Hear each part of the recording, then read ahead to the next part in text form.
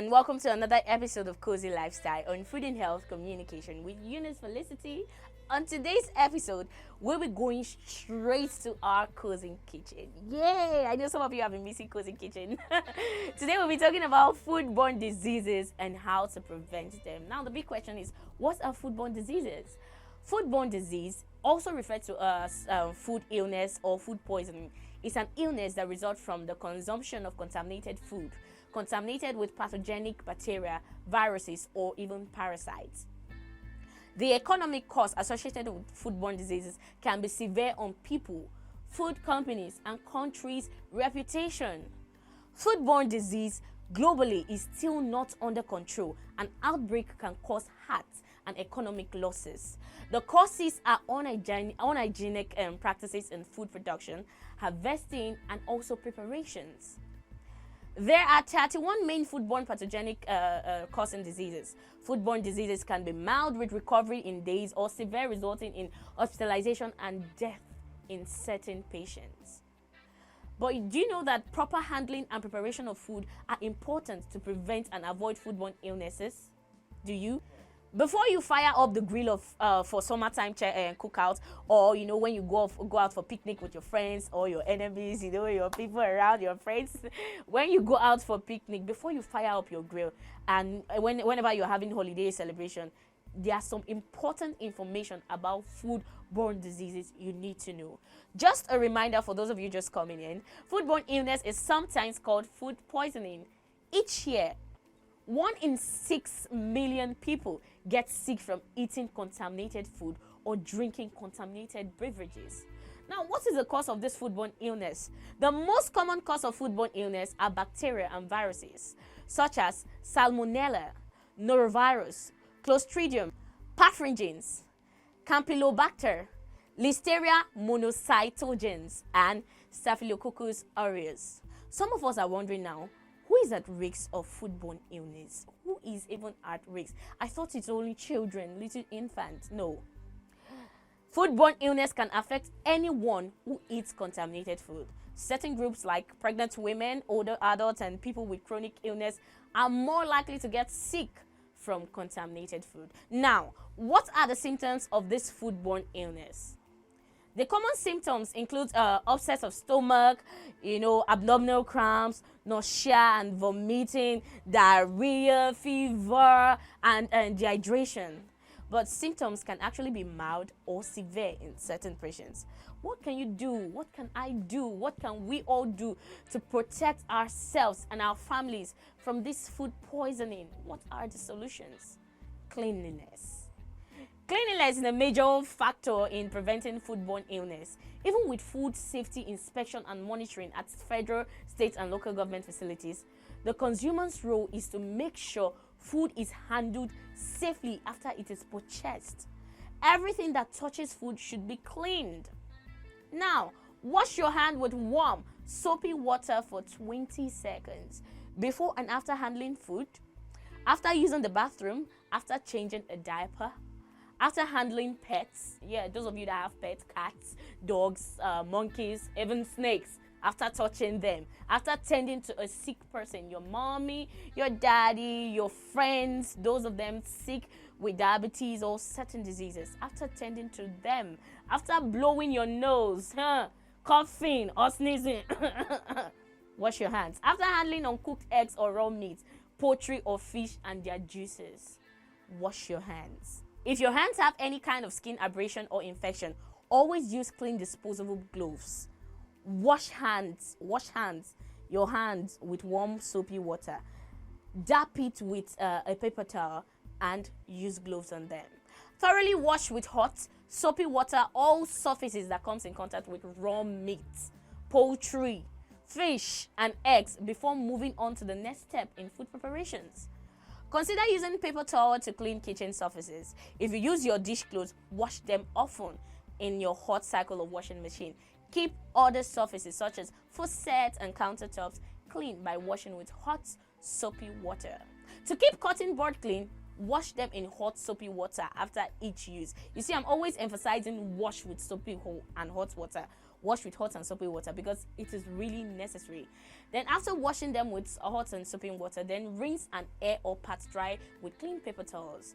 Cotton buds can be sanitized with a solution of 1 tablespoon of unscented liquid chlorine bleach per gallon of water. Flood the surface with the bleach solution and allow it to stand for several minutes. Then rinse and air or pat dry with clean paper towel. Non-porous acrylic, plastic, glass, and solid wood board can be washed in a dishwasher. Laminated board, they may crack and split. Even plastic board wear out over time. Once cotton board becomes excessively worn or develop hard to clean gloves, replace them immediately. Don't use the same platter and utensils that held the raw product to serve the cooked products. When you go to the market and you get your raw meat, your raw poultry, your fish, your raw fish, and you put them in a plate or in a rubber bowl, once you take them out, don't use the same bowl to serve a clean or a cooked food. Make sure you wash them thoroughly. Any bacteria present in the raw meat or juices can contaminate the safely cooked products. Serve cooked products on clean plates using clean utensils and clean hands. When using a food thermometer, that's for people that are using thermometer in the kitchen, it is important to wash the probe after each use with hot, soapy water before reinserting it into a food. Keep your pets, household cleaners, and other chemicals away from your food surfaces. Cabanesians friends, these are for you. When picnicking or cooking outdoors, take plenty or clean utensils. Pack clean, dry, and wet soapy clothes for cleaning surfaces and hands. Cook to the right temperature. Use a food thermometer, like I said before, to make sure food is cooked to the right temperature. Yes. Internal temperatures: whole meat at 145 degree, ground meat at 160 degree, and poultry at 165 degree. Refrigerate promptly and properly. Refrigerate your perishable food within 2 hours.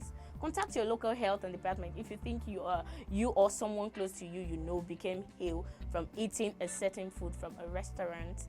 Yeah. Whether you become ill after eating contaminated food depends on the organism, the amount of exposure, your age, and your health. High risk group. Now, older people, as you get older, your immune system may not respond as quickly and effectively to infectious organisms as it once did. Also, with the infants and young children, their immune system also haven't fully developed. People with chronic disease also having a chronic condition such as diabetes or AIDS, or receiving chemotherapy or radiation therapy of cancer reduces your immune response. Pregnant women also. Pregnancy alters your immune system, making it harder to fight infection that may affect you and your developing fetus. Now, this group of people, that's the adults, the infants, the pregnant women, you have high risks at getting infected with food poisoning. So be careful at what you do. Be careful at what you eat. Make sure you wash your hands with soapy water, like I said before. Sip liquid such as sports drink or water to prevent dehydration. Drinking fluid too quickly can worsen the nausea and vomiting. So try to take small frequent sips over a couple of hours, and instead of drinking a large amount at once, drink slow. Take notes of urination, and your urine should be light and clear. Infrequent passage of dark urine is a sign of dehydration, just like you can see in my picture behind me. All right. Also, avoid anti-diarrhea medications. They may slow elimination of organisms or toxin from your system. If doubt, check with your doctor about your particular situation. Infants or young children should not be given anti-diarrhea medication because of potentially serious side effects. Call your doctor if vomiting persists for more than 2 days, diarrhea persists for more than several days, diarrhea turns bloody, black, or tarry, lightheadedness or fainting occurs with standing, confusion develops, worrisome abdominal pain develops. Seek emergency medical assistance. If you have severe symptoms such as severe abdominal pain or watery diarrhea that turns very bloody within 24 hours, you belong to a high-risk group. Seek medical concerns or medical practitioners if you suspect botulism poisoning, Botulism poisoning is a potentially fatal food poisoning that results from the ingestion of toxin formed by certain spores in food. Botulism toxin is most often found in home canned food, especially green beans or tomatoes. Signs and symptoms of botulism usually begins 12 to 36 hours after eating the contaminated food and may include a headache, blurred vision, muscle weakness, and eventual paralysis. Some people also have nausea and vomiting, constipation, urinary retention, difficulty breathing, and a dry mouth. These signs and symptoms require immediate medical attention. So if you have such symptoms, please go straight to your doctor. Go straight to your doctor and let them check you up. All right, this is where we bring our ship to a stop. Thank you for staying with us today on Food and Health Communication on our Cozy Lifestyle program. Make sure you like our social media pages on Food and Health.com and kindly subscribe to our YouTube channel. Please click on the notification bell to always notify you of our programs, and subscribe to our YouTube channel. Units Felicity for Food and Health. Please stay safe.